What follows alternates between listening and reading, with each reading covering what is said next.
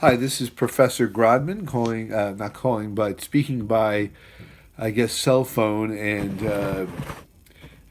hopefully this linked to YouTube with the assistance of my daughters. This is hopefully on YouTube, and you guys are hearing my voice. I hope everyone's well. This is really a strange time, certainly, um, and getting through this pandemic physiologically, medically is most important, but of course, there's the psychological. You probably have checked Blackboard and have seen some assignments, at least one for your social and cognitive intelligence paper. This will be essentially a third assignment. You have an exam in class, you have the cognitive and intelligence paper, and now this will be an audio that will complete our chapter on intelligence and also add language, which corresponds to chapter 7 in the text. There will be a posting on Blackboard in the coming days, which will ask questions related to this audio. It'll be more of a sort of a bit of a test, but more with sort of listings and bullet point responses. So you're going to receive a grade for this. It'll be your third grade of the semester, and it'll be based on this lecture. And again, hopefully I'm leaving this. I'm doing this on the 9th of April. I don't know how long it'll take to get it on YouTube and then post it. I'm hoping just a couple days. As soon as it is posted on YouTube, I'll provide the assignment for you. And there'll be one more assignment following this, which will involve hopefully another audio, and we'll link to and also we'll post an assignment pertaining to that on Blackboard. The final assignment, though, toward the end of April, I'm guessing, I don't have a date, but somewhere sometime in the end of April, will address personality theories. That's the one area outside the book.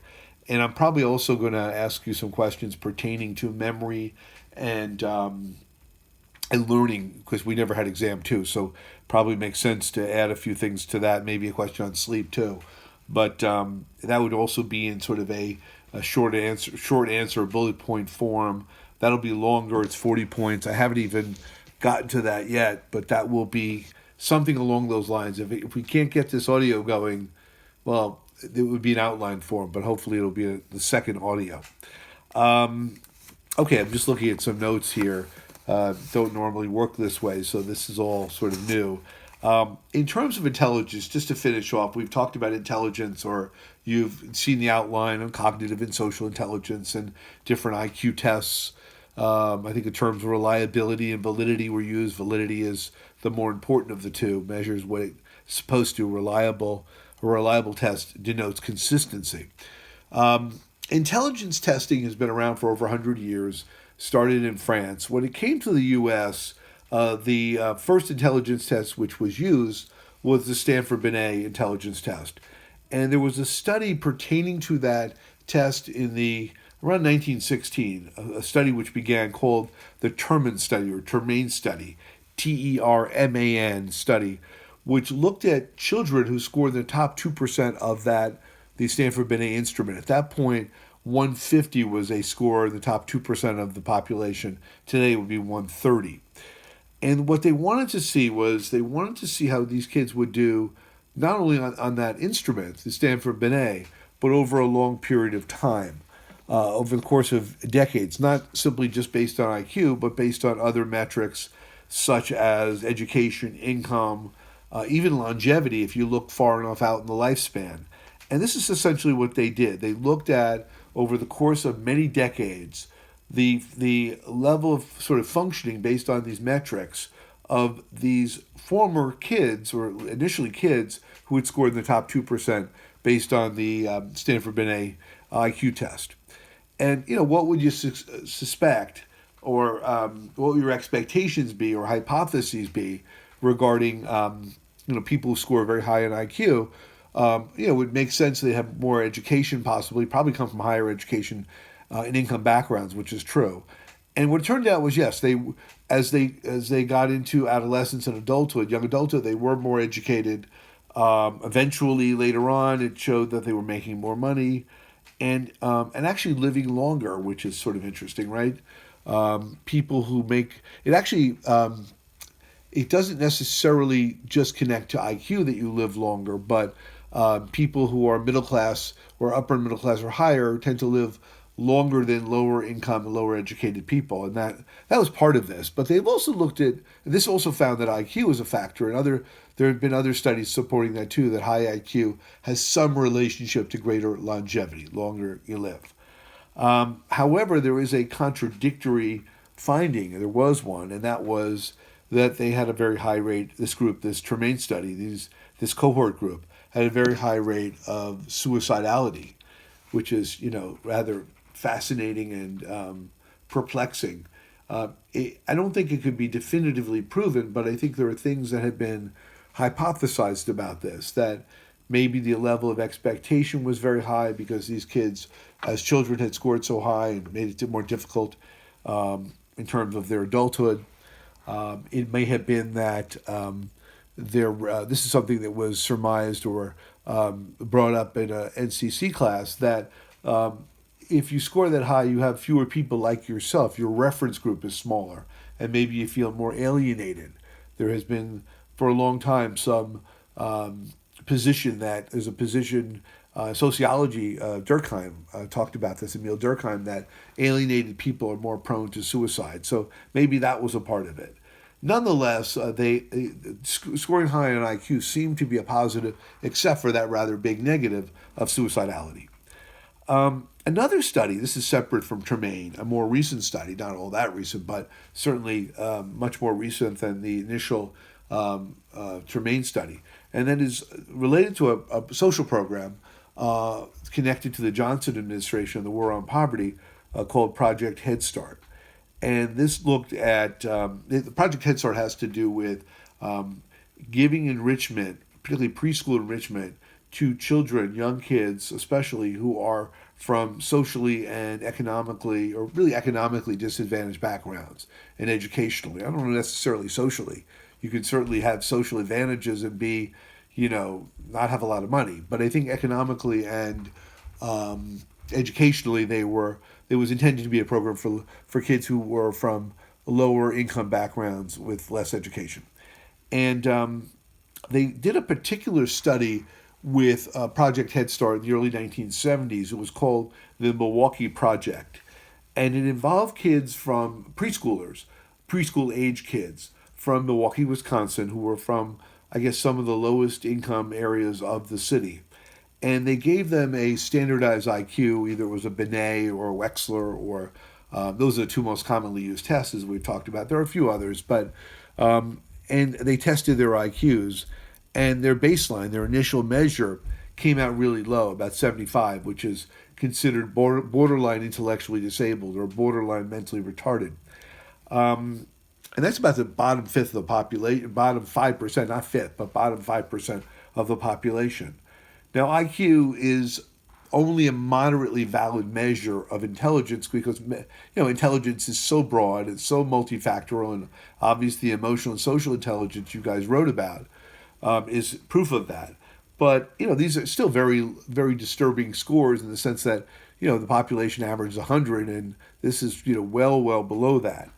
And what they decided to do in terms of intervention was to, put these kids in a Project Head Start sponsored or funded program dealing with early school enrichment, preschool education, middle class, whatever, that is of education, good teacher-pupil ratios, stimulating safe environment, toys, games, other things, structure, and all the aspects of enriching preschool education, and then test them using another instrument at some point following some significant period of this type of education, And they found when they were retested, their IQs went up. Well, that's not surprising, but what was surprising is their IQs went up something like 30 points. Now, that's really remarkable to go from a 75 IQ to 105 on average. And it speaks to a couple of things. Number one, probably the importance of preschool education, certainly. Also, the lack of validity of IQ measures, because IQ theoretically should not change that much. But it certainly speaks to the importance of early enrichment, a great example of nurture that we talked about. Okay, we're going to shift gears but to a related area, that being language. Now, language and intelligence are, of course, related. One of the best indicators of your intelligence is your vocabulary, at least based on standardized IQ. If you have good vocabulary, you tend to have a good IQ. It doesn't necessarily mean it's more the cognitive intelligence that you guys wrote about. It's more learned than innate, but okay, it's something. And language is both is an example of both nature and nurture. That your language acquisition has something to do with your environment, and you're just a native facility for language. And a very big name in regard to language is a psycholinguist by the name of Noam Chomsky. Last name Chomsky.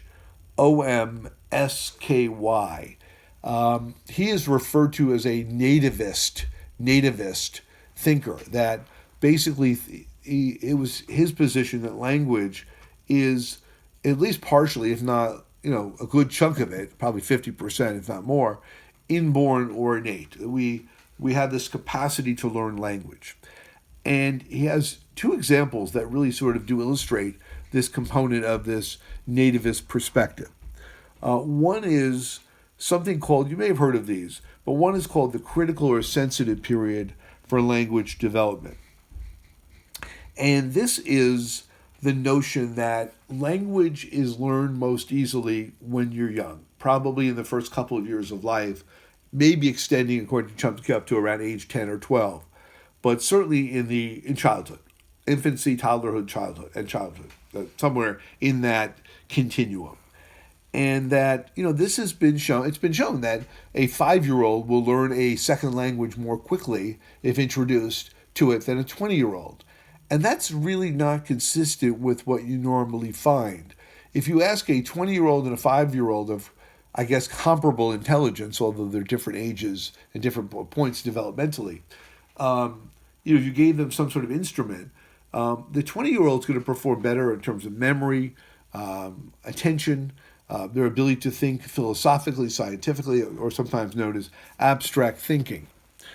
But there is an exception, and that exception, and I don't know if there's more than one, maybe certain physical things, psychomotoric things maybe learn more quickly when you're young as well. But in terms of intellectual or cognitive tasks, language is an example of something that's learned more easily when you're young. And the average 5-year-old does not have the level of sophistication of even a 12-year-old in thinking. If you ask a 5-year-old, how are an apple and a banana alike, they'll say they're not. One's red, one's yellow. They're not alike. You ask a 12-year-old, they'll usually say they're fruit. So that's an example of something that is very, the 5-year-old is very literal, very concrete in their thinking, versus the more sort of thinking beyond yourself, intangibly, to thinking philosophically or scientifically with a 13, 14, 15-year-old, even a 12-year-old.